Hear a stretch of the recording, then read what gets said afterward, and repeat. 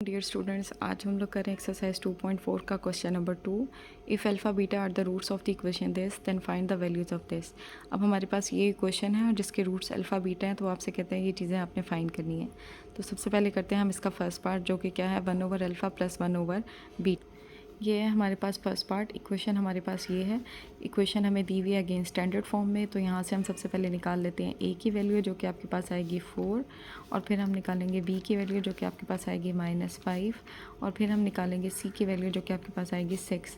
सबसे पहले हम निकालेंगे सम, जो कि इक्वल होता है अल्फ़ा प्लस बीटा, जो कि इक्वल होता है -b/a। तो आपके पास आंसर क्या आएगा माइनस, और ये b की वैल्यू भी हमारे पास नेगेटिव में है, डिवाइडेड बाय 4। तो आपके पास अल्फ़ा प्लस बीटा सम का आंसर आता है माइनस माइनस से मल्टीप्लाई होकर हो जाएगा +5/4। तो ये हमारे पास इसके सम का आंसर दोनों रूट्स के। ठीक है, अब हम निकालेंगे इनका प्रोडक्ट। प्रोडक्ट हमारे पास बराबर होता है अल्फ़ा बीटा, जो कि इक्वल होता है हमारे पास c/a के।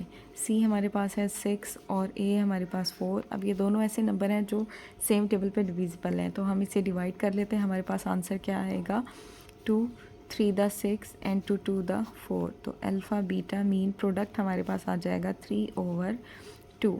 ये हमने प्रोडक्ट फाइंड आउट कर लिया है, जो कि इसके इक्वल है। अब हमने फाइंड क्या करना है, हमने फाइंड करना है 1/अल्फ़ा प्लस 1/बीटा। अब हमने सम और प्रोडक्ट में ऐसी कोई वैल्यू फाइंड आउट नहीं की। अब हम क्या करते हैं, इसको सॉल्व करने के लिए हम लेते हैं इसका एलसीएम। तो एलसीएम आपके पास आ जाएगा अल्फ़ा बीटा। यहाँ पे डिनोमिनेटर में अल्फ़ा है, बीटा मिसिंग है, तो जो बीटा मिसिंग है वो मल्टीप्लाई होगा उसके न्यूमरेटर से, तो यहाँ आ जाएगा बीटा। यहाँ पे इसके डिनोमिनेटर में बीटा है, अल्फ़ा मिसिंग है, तो अल्फ़ा मल्टीप्लाई होगा उसके न्यूमरेटर से, तो यहाँ आ जाएगा प्लस अल्फ़ा। अब इसको आप चाहें तो रीअरेंज करके लिख लें, अगर रीअरेंज करके नहीं भी लिखना तो भी कोई फ़र्क नहीं पड़ता। ऊपर मैंने अल्फ़ा प्लस बीटा निकाला हुआ है, यहाँ बीटा प्लस अल्फ़ा लिखा हुआ है, सेम चीज़ है। तो हम क्या करते हैं, इनकी जगह इनकी वैल्यूज़ पुट कर देते हैं। यहाँ आ जाएगा 5/4 और नीचे आ जाएगा हमारे पास 3/2। अब ये हमारे पास फ्रैक्शन फॉर्म है। ठीक है, हम इसको क्या करते हैं, जो डिनोमिनेटर में आपके पास फ्रैक्शन फॉर्म है, इसको ऊपर लेके जाते हैं। जब उसको ऊपर लेके जाएंगे तो उसका क्या हो जाएगा रेसिप्रोकल। न्यूमरेटर बन जाएगा डिनोमिनेटर और डिनोमिनेटर बन जाएगा न्यूमरेटर। तो हमारे पास आ जाएगा 2/3। अब देखें इसकी सेम टेबल पे कटिंग पॉसिबल है अभी भी।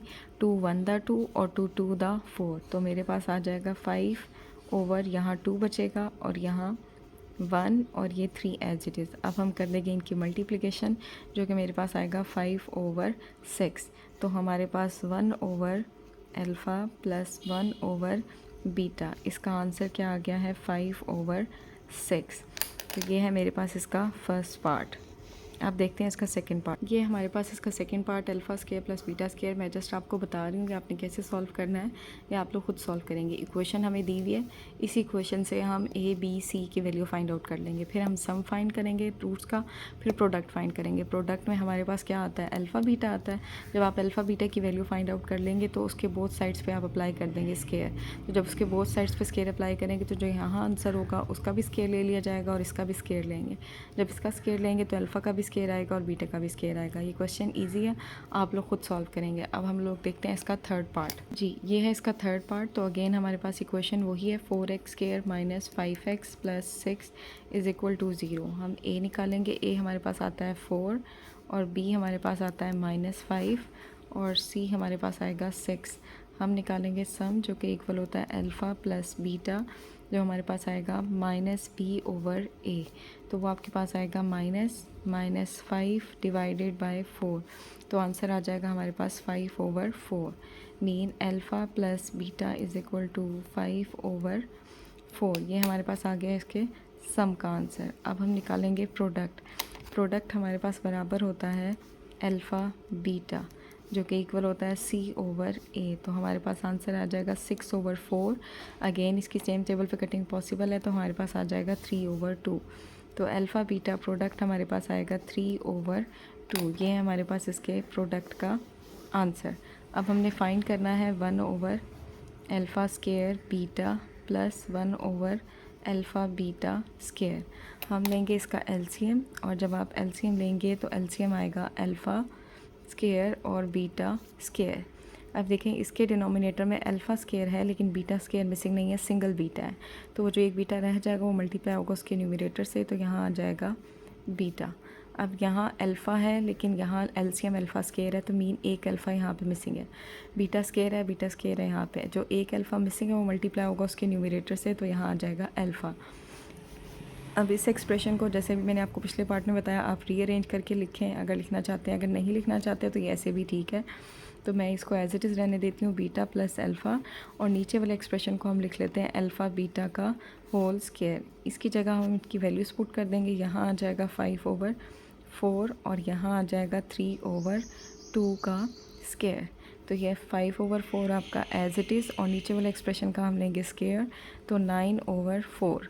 अब ये आपके पास फ्रैक्शन में है, हम इसको सॉल्व करेंगे तो जो डिनोमिनेटर में फ्रैक्शन है वो ऊपर जाके रेसिप्रोकल हो जाएगी, 4 हमारे पास चला जाएगा ऊपर और 9 आ जाएगा नीचे। तो 4 से 4 कैंसिल, आंसर हमारे पास क्या आएगा 5/9।